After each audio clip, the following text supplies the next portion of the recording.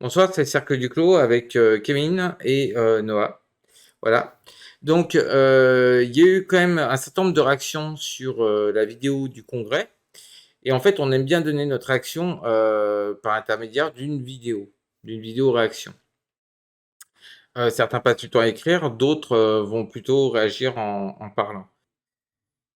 Alors, les réactions, elles vont être relativement simples. Elles vont être avec un gars intelligent qui nous a posé une question où je pense qu'il a mal compris, ou c'est nous qui nous sommes mal exprimés hein, sur la question de la superstructure, royauté ou république.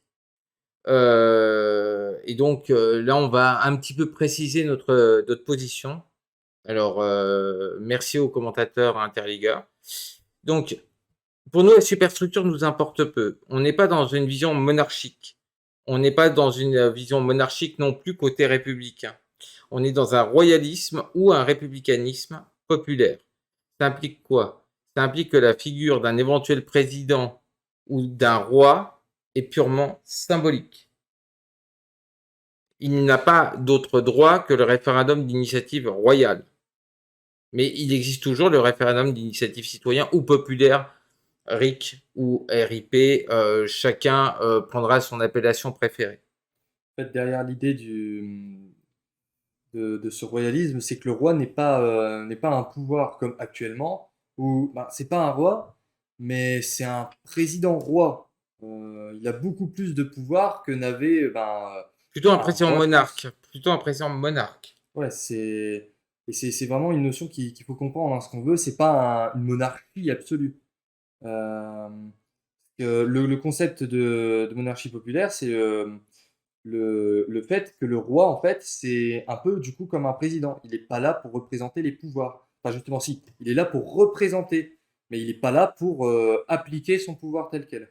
Voilà, en fait, il règne mais ne gouverne en aucun cas.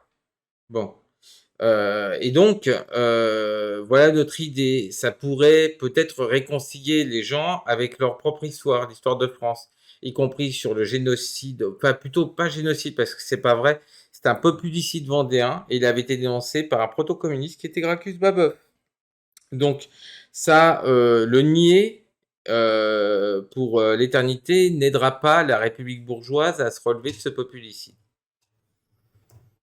Donc, je pense qu'on a été assez clair sur la partie qui concernait la royauté. En aucun cas, nous ne voulons un roi qui ait une quelconque justement légitimité à gouverner.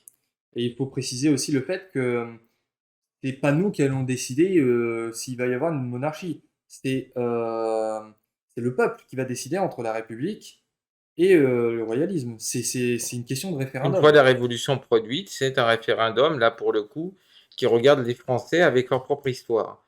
Mais il doit être fait, à mon avis, pour réconcilier des gens qui peuvent être tout à fait des anticapitalistes pro-prolétariens qui soient du côté royaliste et des gens qui le sont de même du côté républicain. On veut réconcilier les gens, en fait, parce que la question de la superstructure, voilà, il vaut mieux s'en foutre plutôt qu'autre chose.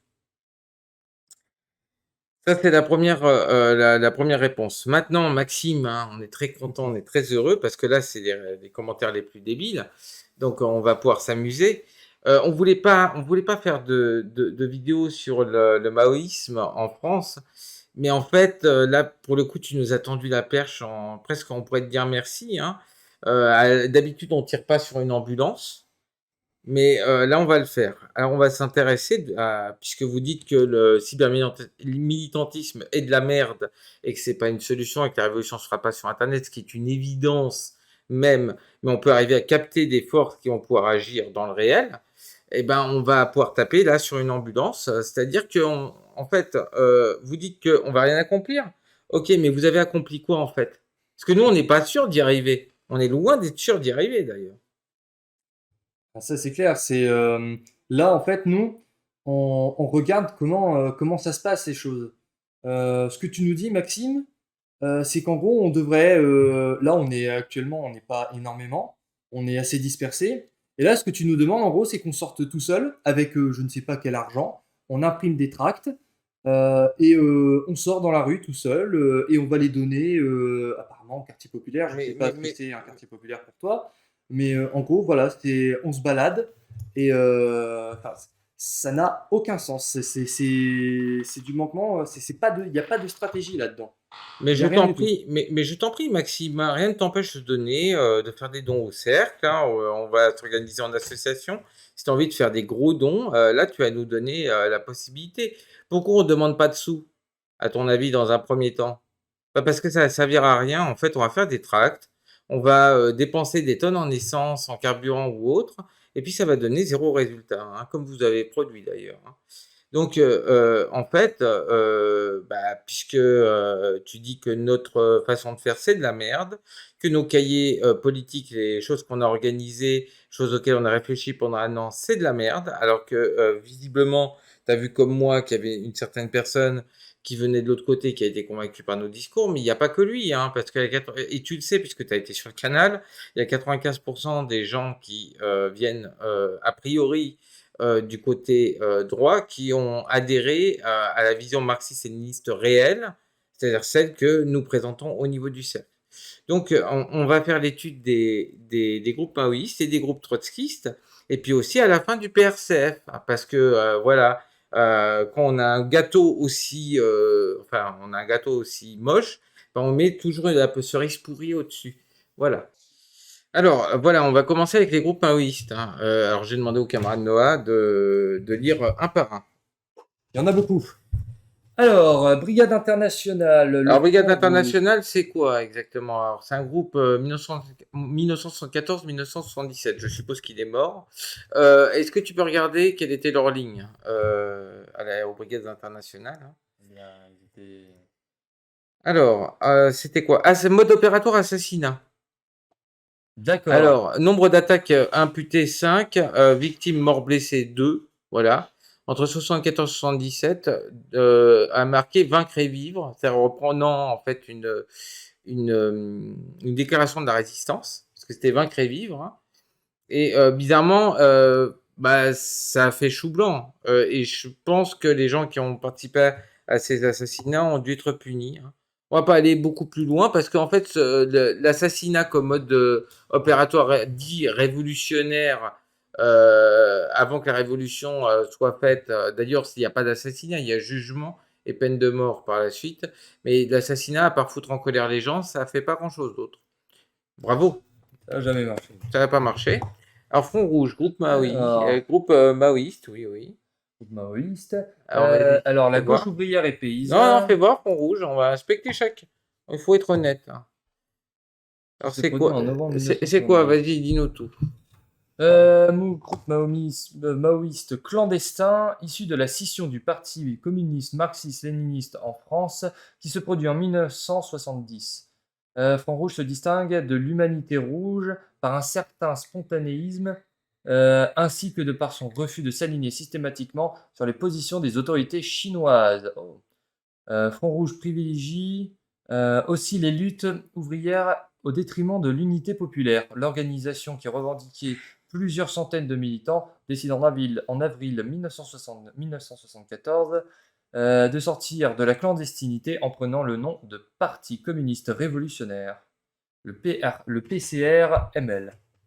Donc, voilà, la énième scission, on croirait à des groupes trotskistes d'ailleurs. Ouais, c'est juste parce que j'étais un peu fâché par le coup des autorités chinoises. Bon, en fait, voilà, faut juste prendre le petit livret rouge et le coller à la poubelle. Mais bon. Ensuite, on a la gauche ouvrière et paysanne. Éteint. 1971-1976 est un ancien courant du Parti socialiste unifié devenant autonome. Il change de nom pour Organisation communiste gauche ouvrière et populaire, avant de fusionner avec l'Organisation communiste Révolution. Bon, celui-là, du coup, Alors, exemple, il y a deux cabines téléphoniques qui ont fusionné entre elles, ouais. La gauche prolétarienne, avec le visage de Mao. avec le visage de Mao, hein, c'est bien connu, Mao, ce fameux personnage français. Créée en France en 1968, c'est une ancienne organisation d'extrême gauche. Une ancienne organisation, donc est-ce que ça existe encore? Ça m'étonnerait. Non, elle est morte en 1973 par dissolution. Ah, ça a bien marché, apparemment. Bah, ça marche pas très bien. En plus, il y a beaucoup de Mao qui sont devenus des libéraux totaux. Ouais, c'est bizarre, hein. Groupe Dziga Vertov est Et un... bizarre, ils sont fondés tous en 68. Ouais, À hasard. c'est toujours dans la même période, hein, donc c'est un collectif cinématographique, donc en 68 par Jean-Luc Godard et Jean-Pierre Gorin afin de produire des films militants d'orientation maoïste. Tous les films sont signés collectivement. Le groupe se dissout peu de temps après avoir réalisé Letter to Jane en 1972. Ok, Bon, voilà. ça, c'était plus un, je sais pas, un club de cinéma, donc je sais pas ce que ça fait là. Le travail parti politique. Alors, c'est un parti politique français d'orientation maoïste, comme d'hab. Il a pris suite du mouvement communiste français marxiste-léniniste le 31 décembre 1967 et s'est formé en Parti pour une alternative communiste en 1985.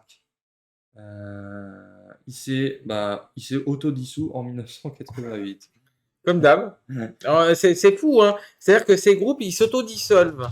Bon, après, on dirait une dernière note sur le maoïsme à la fin. Ligne rouge. Donc c'est un groupe maoïste créé en 1969 par des militants du du MCF-ML, on en a parlé tout à l'heure, et un nouveau parti, l'UJCML. Alors ils aiment bien rajouter des lettres, dis donc, qui critique le populisme du Le PCMLF. populisme du PCMLF, comme son soutien aux petits commerçants. Ah, tiens, une forme en fait de reprise qu'on a fait au niveau du cercle du clos. Tout simplement parce qu'il y a une lecture de classe qui est évidente et on voit qui domine aujourd'hui.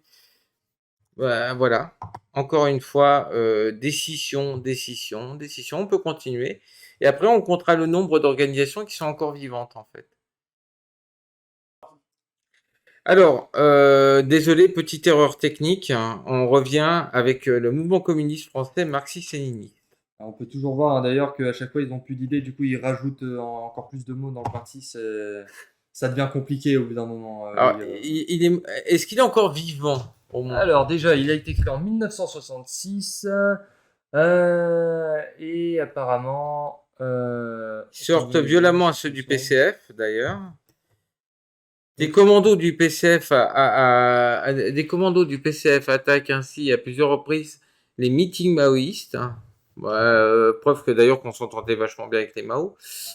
ouais, Donc, au congrès de Puricard de MCF se transforme en Parti communiste marxiste-léniniste de France extrêmement connu, hein, d'ailleurs, et comme qui vous s'est pouvez. dissous. On retrouve les mêmes.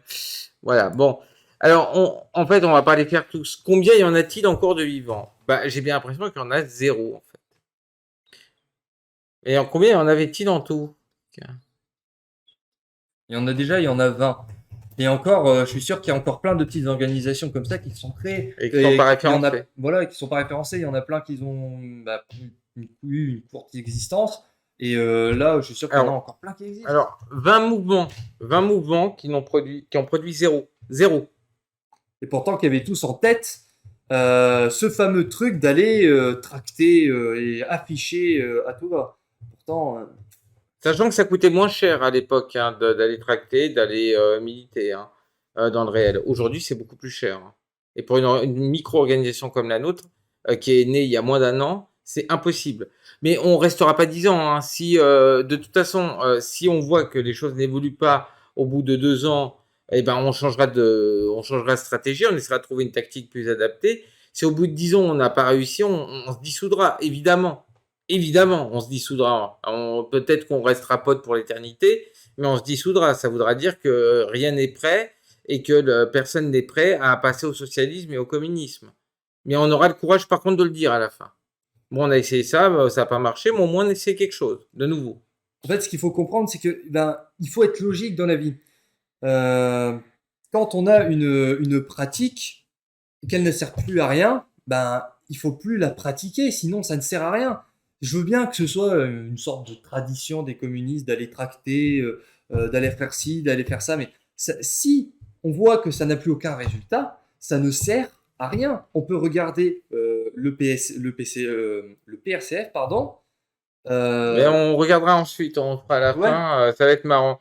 Mais ils en on font va, où? là, on a regardé les organisations maoïstes. Il y en a 20, dont aucune, a priori, n'a survécu. Donc, Maxime, bravo, voilà. C'est-à-dire que tu nous tapes dessus, on n'a même pas un an d'existence, on essaye quelque chose. En même temps, tes potes, ils ont fait 20 orgas et zéro. Et Pas rien. de passage au socialisme, hein. Bravo, hein, c'est bien.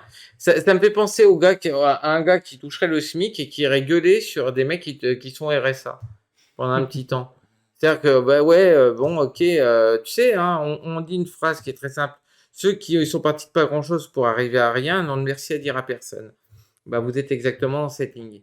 Maintenant, on va pouvoir regarder les trotskistes, hein. Je pense, d'ailleurs, au niveau de nombre d'orgas, a priori, sur Wikipédia, il y en avait peut-être des tas de cachés, hein, ils sont peut-être plus nombreux, mais a priori, ils font pas référence à autant d'orgas. Alors, on va voir, hein. Il y en a au moins une qui a survécu, qui est lutte ouvrière. Oui, c'est puis qui est assez connu. Alors, on en compte combien? Bah, 1, on va les 2, faire, on va 3, les faire. 4, 5, 6, 7. Donc là, on en compte 7. Euh, Ancienne organisation trotskiste en France. C'est bizarre comme nom plutôt. Ah, non, non, non, pardon, Ah, d'accord. pardon, pardon, pardon. Oula, alors là, par contre, on pourra même pas en faire Alors, calculer. celle-là, alors, comme ça, on peut les compter, on peut les compter, on peut les Alors, compter. Ça veut dire qu'il y a des organisations actives au moins encore. alors, il charge ou quoi? Bon, lutte ouvrière, on sait qu'il est actif. Euh, Combat ouvrier, c'est quoi? En Guadeloupe. Ok. Donc, ok, donc là, ok. Donc, c'est pas, donc, ok, déjà, on peut compter. Donc, dans les anciennes organisations 1, 2, 3, 4, trotskistes. 1, Donc, c'est quatre. 9, 10, 11, 12, 13, 14, 15, 16, 17. 17, hein. Ils n'ont pas encore tenu le record de vos organisations maoïstes, hein. Mais ils en sont pas loin et en Mais grève. par contre, il y en a encore de vivantes, hein. Donc là, pour le coup, voilà, c'est-à-dire que même les trotskars sont moins ridicules, hein. Et pourtant, ils sont ultra perdus, hein. Ils sont ultra perdus, mais au moins, il y a des organisations qui existent encore.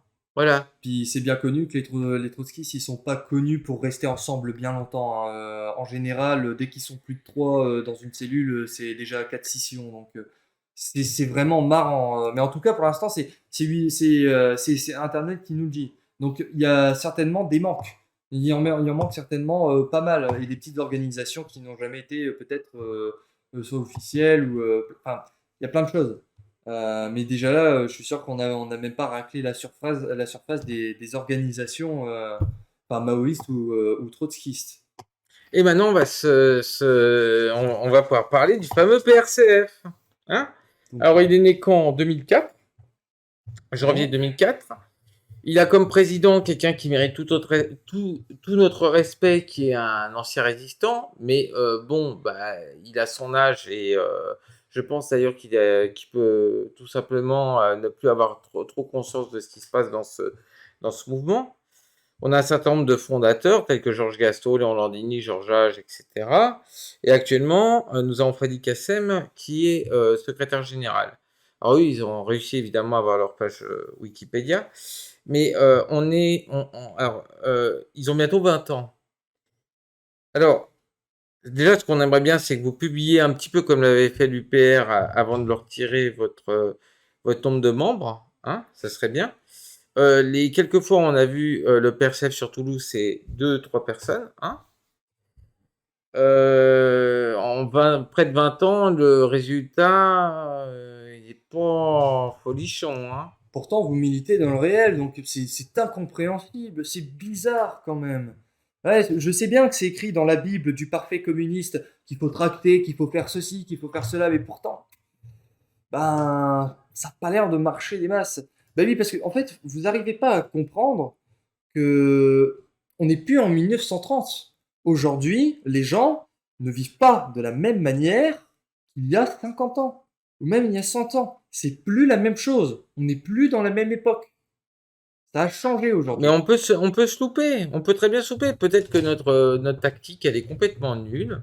On l'assume, on essaye, mais on assume aussi le fait que ça peut rater. Simplement, vous vous foutez de la gueule de notre façon de militer, alors que votre façon de militer, elle n'a pas marché. C'est l'hôpital qui se fout de la charité, votre truc, c'est de la merde, en fait. Donc, quelque part, on en rigole. On fait ça pour préciser un tout petit peu les choses pour les autres, en fait. Nous, on réussit, on fait un cahier économique et social. Le PRCF n'en a pas. Il n'y a rien. Vous n'avez aucun programme. Vous n'avez aucun programme. Même les Mao n'ont aucun programme. Il n'y a rien. Vous savez pas où elle est. Si on vous demande comment vous décrochez de la bourse, vous ne saurez même pas nous répondre. De toute façon, je ne serais pas étonné que d'ici dans quelques temps, le PRCF maintenant fasse comme le PCF et s'intéresse plus qu'à des questions secondaires et vienne injecter tout un tas de wokisme dans sa En révolution. fait, en plus, vous avez décroché, le PRCF a décroché de sa ligne d'origine. En fait, il a absorbé du gauchisme. Et en même temps, il y a deux personnes dont j'ai pas envie de citer le nom, en fait, qui sont assez hauts dans le mouvement et qui se permettent de faire du mépris de classe et du mépris de gens qui sont des personnes handicapées ou de porter ou de balancer certaines choses qui sont absolument dégueulasses sur ces anciens militants. Est-ce que vous pensez que c'est bien sérieux, ce genre de cette façon de faire? Mais n'importe qui voit ça va se barrer. Vous ne convainquez personne. Et vous, en plus, vous repoussez des gens qui pourraient être même convaincus. Il y a plusieurs gens qui, en plus, se trouvaient d'autre côté, qui pensaient que vous étiez beaucoup plus clean. Croyez-moi qu'on s'est chargé de leur expliquer ce qui se passait réellement. Est-ce que vous vous rendez compte qu'au PRCF, on est arrivé en à peine 20 ans à déjà une espèce de bureaucratie qui s'est installée. En à peine 20 ans, un parti qui vient à peine d'être créé, il arrive, bureaucratie.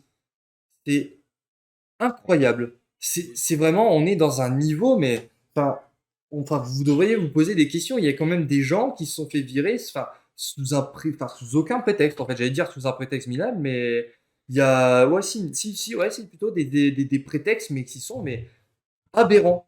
C'est vraiment, c'est n'importe quoi. En plus, vous parlez du centralisme démocratique, mais moi, je ne suis plus au PRCF depuis 2016.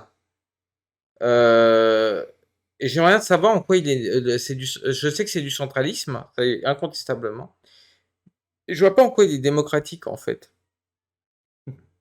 En fait, moi, il y a beaucoup de gens qui nous ont parlé du PRCF. Et, la majorité des décisions, elles sont prises en petits comités et on ne voit pas l'aspect démocratique.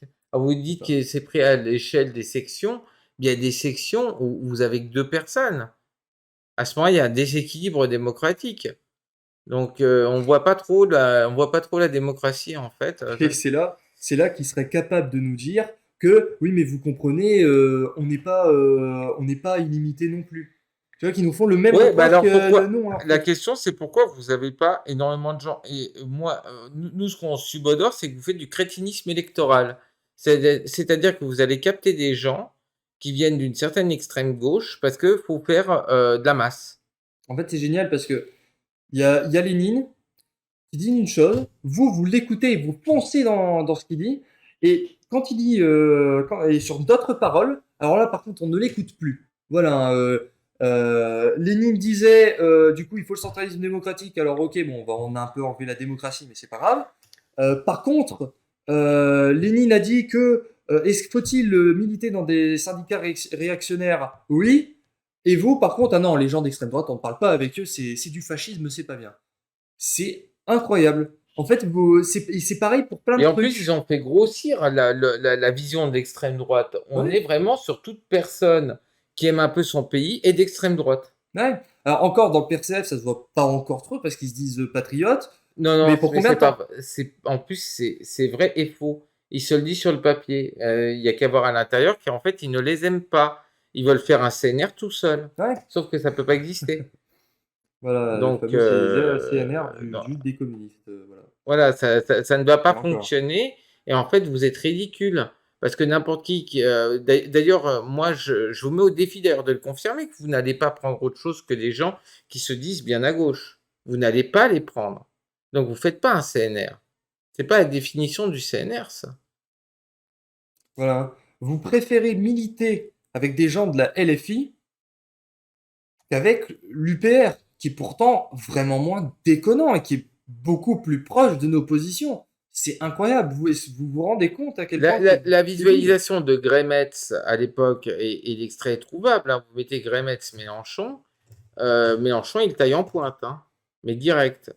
Donc, à part si vous considérez que Grémetz, c'était un vieux con, que c'est une merde, etc., moi, je pense que c'était encore un des très bons camarades qu'il y avait au Parti communiste français. Mais bon, continuer de pisser sur la gueule de l'héritage, ça va vachement servir. En plus, il y a les deux plus gros responsables du fait qu'on n'est pas au socialisme en France, c'est simple. C'est d'une part la mutation de la bourgeoisie par la révolution scientifique et technique qui fait que les ouvriers n'arrivent plus à se reconnaître. Des gens de l'IT qui n'ont pas d'intermédiaire, enfin de l'informatique, qui n'ont pas d'intérêt entre eux et l'outil de production, ce sont vraiment des ouvriers entre eux et la production finale, ce sont vraiment des ouvriers pour le coup qu'ils utilisent un ordinateur comme outil ou qu'ils utilisent une clé à molette pour certains autres ouvriers. Tout ça, c'est quand même une définition qui est claire dans Marx, et chose que vous avez complètement oubliée. Donc les gens sont complètement perdus, ils ne savent plus ce qu'ils sont dans des systèmes de classe sociale. En plus, avoir intégré sous le prétexte de convergence des luttes, avec des luttes qui n'ont absolument rien à voir, les trucs LGBT, etc., c'est juste à peu près dissoudre la lutte des classes. Vous êtes en train de dissoudre complètement la lutte des classes. C'est-à-dire le cœur du marxisme. Vous êtes en train de le détruire. Il restera plus que les trucs LGBT au final. Et ce qui est pire, c'est que, bah, Alors ça fera à la mode. D'ailleurs, tous les gros entrepreneurs s'y mettent, hein. Il n'y a pas de problème. Continuez de leur donner des billes, hein, à faire croire. D'ailleurs, Amazon, putain, c'est une entreprise de gauche. Voilà. Voilà ce qu'on peut en déduire. Netflix aussi, très à gauche. Et puis aussi Google, très à gauche. Ils sont d'accord pour le wokisme. Il n'y a pas de problème. le pire, c'est vous vous en rendez même pas compte. C'est ça qui est incroyable. Vous arrivez même pas à vous en rendre compte. C'est quand même assez, C'est désespérant parce que vous faites passer le communisme pour ridicule, donc vous êtes responsable aussi du fait qu'on soit pas passé au socialisme en France. Vous avez une part de responsabilité, et je peux vous assurer que objectivement, vous travaillez pour les 1%. Vous travaillez pour la très haute bourgeoisie mondialisée, ce qui est de la haute trahison envers les prolétaires, les ouvriers, et même le néoprolétariat tel qu'on le définit. C'est incroyable. C'est-à-dire que vous envoyez chier en fait l'immense majorité des travailleurs sur Terre. Vous avez une responsabilité là-dedans. Nous, on ne l'a pas. Nous, quelque part, on pourrait arrêter l'organisation demain, on ne serait jamais responsable de cet état de fait. C'est vous les responsables, avant tout. Parce que c'est vous qui êtes censé être l'avant-garde. Mais sauf que vous ne l'êtes plus.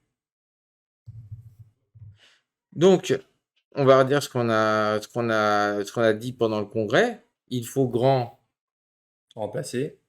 l'ensemble de cette gauche qui n'est plus à gauche réellement et qui ne s'intéresse plus aux questions révolutionnaires, au travail, etc. Et arrêtez de nous balancer des pics, oh là là, etc. Ça nous fait tellement de mal, on va finir par rigoler. Voilà. Enfin, de mourir de rire en fait. Donc faites quand même attention à notre santé, hein, des fois un éclat de rire, etc. C'est la crise cardiaque. Allez, passez une bonne soirée à Bonne tous. soirée. Ciao.